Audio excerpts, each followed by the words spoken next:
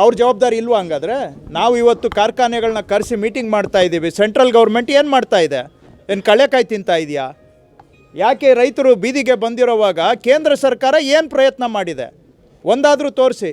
ನಾವು ಮಂತ್ರಿಗಳು ಹೋಗಿ ರೈತರ ಹತ್ರ ಪ್ರಯತ್ನ ಮಾಡಿದ್ದೇವೆ, ಮನವರಿಕೆ ಮಾಡುವಂಥ ಪ್ರಯತ್ನ ಮಾಡ್ತಾ ಇದ್ದೇವೆ, ಕಾರ್ಖಾನೆಗಳನ್ನು ಒಪ್ಪಿಸುವಂಥ ಪ್ರಯತ್ನ ಮಾಡ್ತಾ ಇದ್ದೇವೆ. ಆದರೆ ಎಲ್ಲ ಅಧಿಕಾರ ಕೇಂದ್ರ ಸರ್ಕಾರದ ಕೈಯಲ್ಲಿಟ್ಕೊಂಡು FRP ಅಧಿಕಾರ ಅವ್ರ ಕೈಯಲ್ಲಿದೆ, ಹಾಗೆ ಎಥೆನಾಲ್ದು ಅವ್ರ ಕೈಯಲ್ಲಿದೆ ಅಧಿಕಾರ, ಮತ್ತು ಸಕ್ಕರೆ ಆಮದು ರಫ್ತು ಅವ್ರ ಕೈಯಲ್ಲಿದೆ. ಎಲ್ಲ ಅಧಿಕಾರವನ್ನು ಅವ್ರ ಕೈಯಲ್ಲಿಟ್ಕೊಂಡು ಒಂದು ಪ್ರಯತ್ನ ಮಾಡಿರೋ ನಿದರ್ಶನ ಇದ್ದರೆ ತೋರಿಸಿ.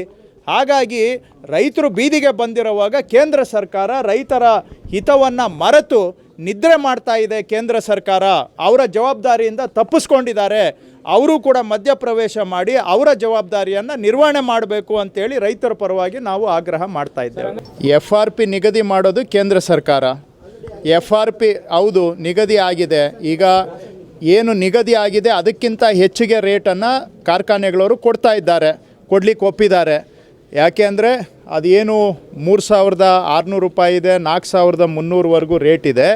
ಅದು ಹ್ಯಾಂಡ್ಲಿಂಗು ಅಂದರೆ ಹಾರ್ವೆಸ್ಟಿಂಗು ಟ್ರಾನ್ಸ್ಪೋರ್ಟೇಷನ್ನು ಸೇರಿಸಿ ಇರುವಂತಹ ರೇಟು. ಸೊ ಆ ರೇಟಿಗಿಂತ ನಾವು ಕ್ಯಾಬಿನೆಟಲ್ಲಿ ಕೂತು ಚರ್ಚೆ ಮಾಡಿದಾಗ ಆ ರೇಟನ್ನು ಅವರು ಕೊಡ್ತಾ ಇದ್ದಾರೆ. ಆದರೆ ರೈತರು ಇನ್ನೂ ಹೆಚ್ಚು ರೇಟ್ ಕೇಳ್ತಾ ಇದ್ದಾರೆ.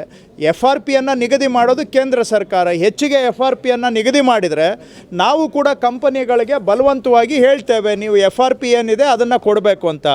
ಈಗ ಅಂತೂ FRP ಪ್ರಕಾರ ಕೊಡ್ತಾ ಇದ್ದಾರೆ ಕಾರ್ಖಾನೆಗಳು. ಈಗ FRPಗೂ ಕೊಡ್ತಾ ಇದ್ದಾರೆ, ಕೆಲವರು FRPಗಿಂತ ಹೆಚ್ಚಿಗೂ ಕೂಡ ಕೊಡ್ತಾ ಇದ್ದಾರೆ. ಸೊ ಹಾಗಾಗಿ ಕೇಂದ್ರ ಸರ್ಕಾರ ನಿಗದಿ ಮಾಡಿರುವ ರೇಟೇ FRP ಕಡಿಮೆ ಇದೆ, ರೈತರು ಅದನ್ನು ಒಪ್ಪುತ್ತಾ ಇಲ್ಲ. ಸೊ FRP ಹೆಚ್ಚಳ ಮಾಡಬೇಕಾಗಿರೋದು ಕೇಂದ್ರ ಸರ್ಕಾರ, ಅಧಿಕಾರ ಅವ್ರ ಕೈಯಲ್ಲಿದೆ. ಯಾರು ಮಾಡಬೇಕು?